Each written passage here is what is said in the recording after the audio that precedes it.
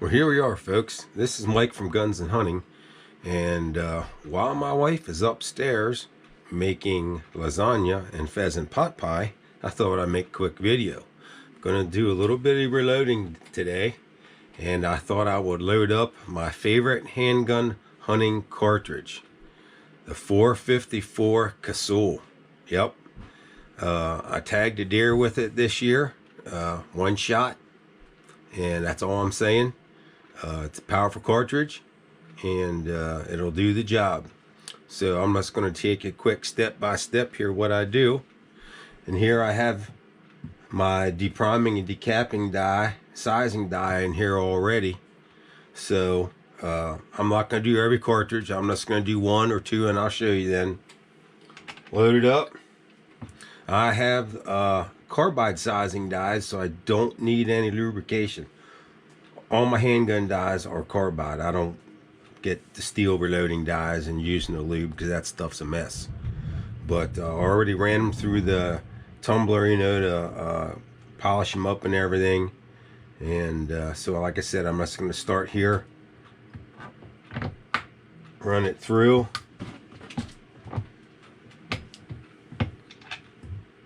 And with some of these, like for my 460 Smith & Wesson Magnum, they tell you that you don't have to, but it's a good idea to put a little lubricant on it, because the 460 Smith & Wesson Magnum is, again, just a longer version of the 454 casull. You know, so they say it would help if you will put some resizing lubricant on, and I'm sure it would, but I don't, and that's it. That's all I do. So I'll finish the rest of them, and then we'll come back. Okay, they're all deprimed and resized. This is a small rifle primer, and all I do make sure I get this very clean. I'm just particular, and I don't know if you can see it here. I'll try to move it in a little more. You probably can't. It's Hornady brass. That's just what I prefer. There's nothing wrong with Winchester, Federal, Remington, Starline, nothing. That's just what I prefer for hunting, is the Hornady brass. It's good quality brass, and like I said, that's just what I like. So like I said, I'm very particular on getting that primer pocket cleaned out. I reload for quality. I do not reload for quantity. I mean, you can see here I have a single stage press, you know, so I'm not loading 100, 200 rounds an hour, you know. So I load, for my hunting loads, I load strictly for accuracy. That's it. I don't care how long it takes me to load 20 or 30 rounds. That's beyond the point. I load for accuracy, and you'll see what I mean when I go to my reloading, some of them in the later steps here. So I'll clean these primer pockets and I'll get back to you.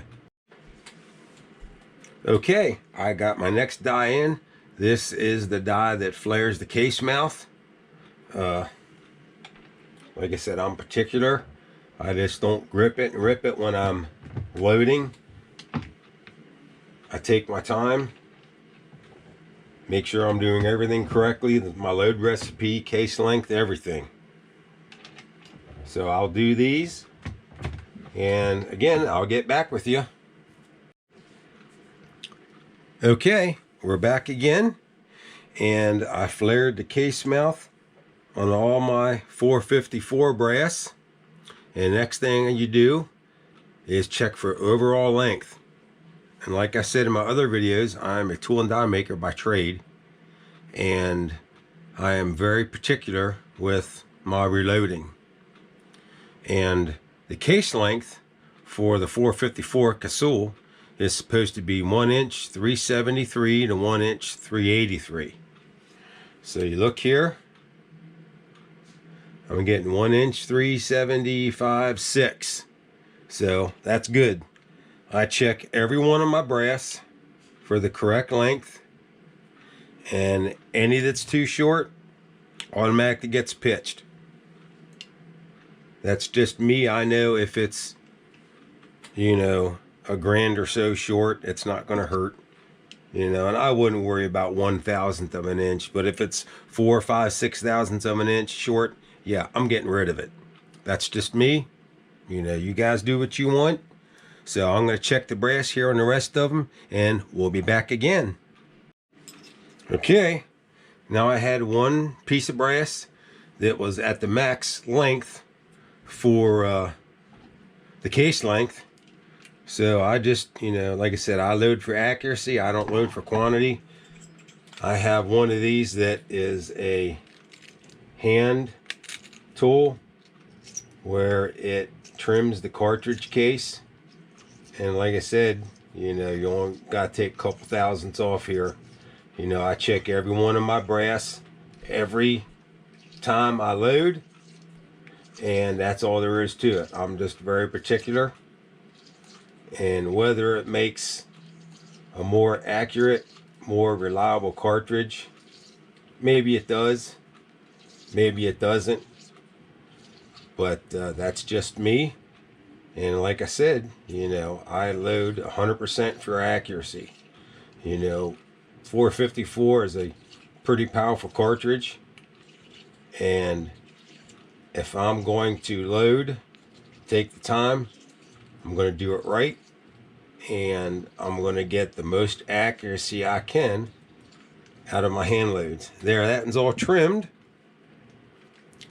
Get your deburring tool, and it doesn't take much.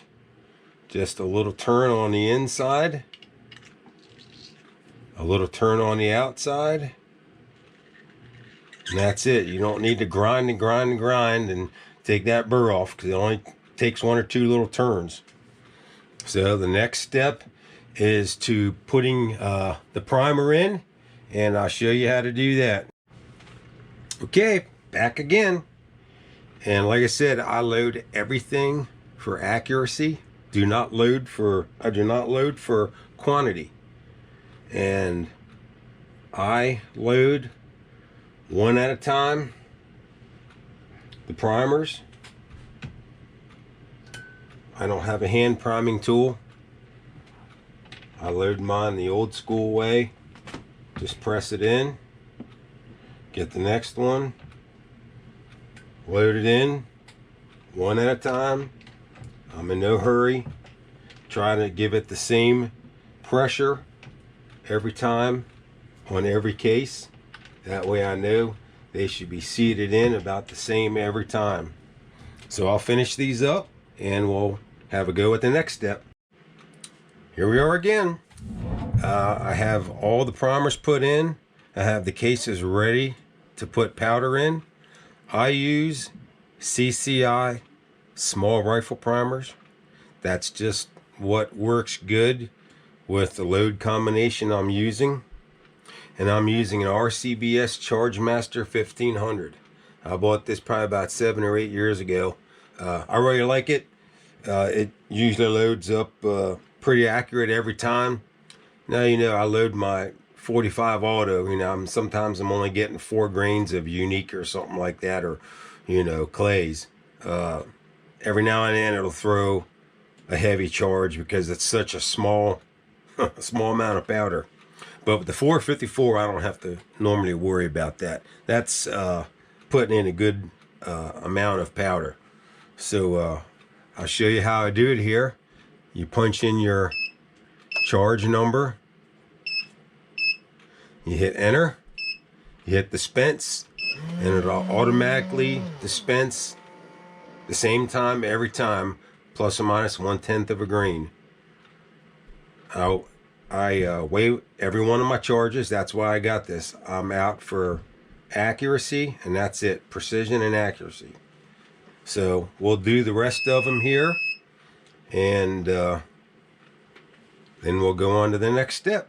There it weighed 31 grains right on the button. So, all right, we'll come back. Okay, here we are. I'm on the next to last step.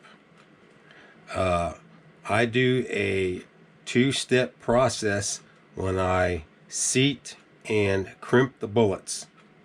I do not crimp and seat the bullets with one die. I used to, but I talked to a lot more experienced reloaders than myself. Guys that have been doing this for many years, hunting with handguns. And there's a fellow by the name of Max Prasic. He does a lot of handgun hunting. He writes for different firearms magazines like the American Hunter, American Rifleman, so on and so forth. He wrote a book about handgun hunting, and he concurs too that it's a lot better to seat and crimp in 2 different steps, and I'll tell you why real quick. You seat and crimp at the same time, it's harder to get the overall length and the desired crimp you want. I'm not saying you can't, and I'm not saying my way is the best. I'm just telling you this is the way I do it.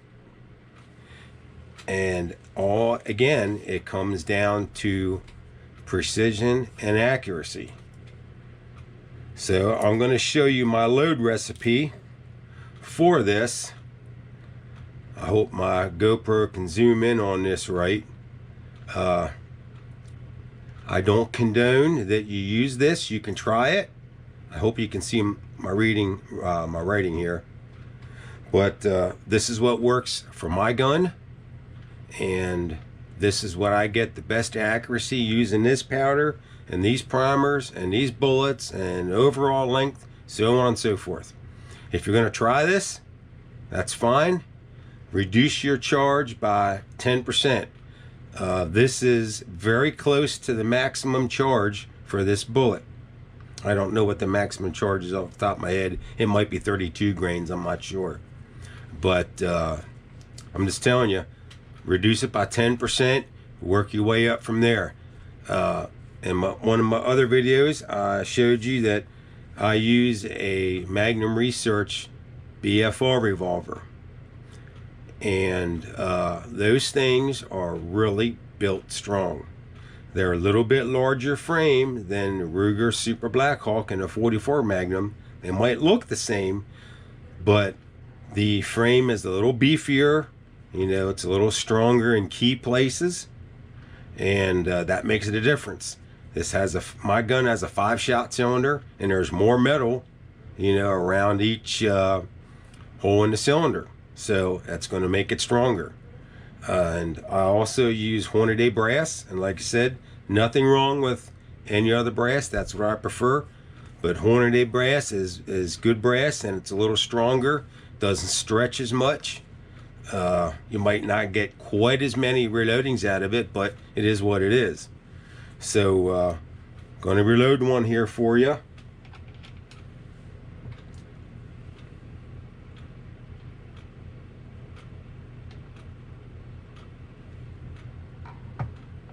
Nice and easy. I rush nothing. And when I'm working up a hunting load, I check every one. And the overall length of this is supposed to be 1.755 inches. Like I said, that's what works good for my gun. Now I'm like about 1.759 inches. That's not horrible. That's only 4 thousandths. Is it going to make a big difference? Probably not. Not with a handgun, especially a revolver, but you know, it's close enough. But like I said, I check every one to make sure that it's not too short or too long. I try to keep everything length within like 5 thousandths or less. So I'm going to load these up, you know, seat the bullets, and we'll be back. Okay, we're back again. Now I'm at the very last step of reloading from my 454 casull cartridge. Like I said, I seated them, and when I seat them, like the first 5 I load, I check the length on every one. And then after that, I might check the length like on every other one. And I load for like 2 other people, and I reload for my nephew and my sister-in-law. They hunt. They have a 243s, and I load for them, and I load for a fellow at work. But I guarantee when I load for my in-laws or my friend at work, like I said, I give them the same quality as I would load for myself. So don't have to worry about that. Every charge is weighed. You know, every other cartridge length is checked for overall length. So like I said, I load for quality and accuracy, nothing else. So I already changed the die here. This is the last step. This is just the crimping die. This is the Lee factory crimp die. Does nothing else. And I think it's easier to adjust the amount of crimp that you want compared to when you crimp and seat the bullet at the same time. Besides, when you're getting into high recoiling cartridges like the 454, even the 44 Magnum, but you get like 454, 480 Ruger, 475 line ball, 500 Wyoming Express, 500 JRH, so on and so forth. You want a decent crimp on there, especially in a wheel gun, because when that cylinder comes around up to the forcing cone, if your bullet works its way forward a little bit, it can jam up and you can't get that bullet past the forcing cone. Now, if you're whitetail deer hunting, that's not a big deal. The deer aren't going to run up and bite you. But if you're after something like bear, whether it's black bear or grizzly bear, or hunting for something else that can hurt you, you don't want to be saying, oops, wait a minute, I gotta unjam my gun. Don't work like that. So here we are. And you don't need a super tight crimp, you just need a firm crimp. If you crimp it and it's shaving brass away, I mean, there might be some people that do that. Again, I'm just saying what I do, this works for me. So I just get a good crimp, and if you're shaving off brass, I back it off a little bit. I just want a nice, you know, firm crimp. Nothing, and I'm squashing the mouth of the case together. You know, I just want a nice firm crimp. And the same thing I do, nice and easy. That it crimps it the same way every time, every cartridge. I don't know if you can see it,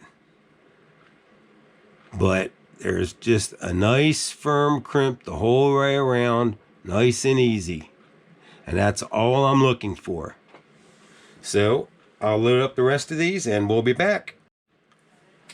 Well, all done loading. Here's what the loaded round looks like. You said 454 casull, 260 grain Nosler partition. Unfortunately, they don't make these anymore. For whatever reason, I don't know. But all I know is I got a couple hundred of them before they stopped making them. And the Nosler partition for the handguns here is really a premium bullet. This, the Barnes bullets, and in my opinion, the Swift A-frames, they're about the top three. I'm not, you know, saying any other ones are bad. I'm just saying that's my opinion. So here we are, and I hope I got to educate you a little bit about how I reload for the 454 cartridge. Like I said, there's, you know, people that might do it different to me, and that's okay. I'm not, you know, saying you're wrong and I'm right. I'm just sharing you, this is how I do it. And this is Mike from Guns and Hunting saying shoot safe and shoot often.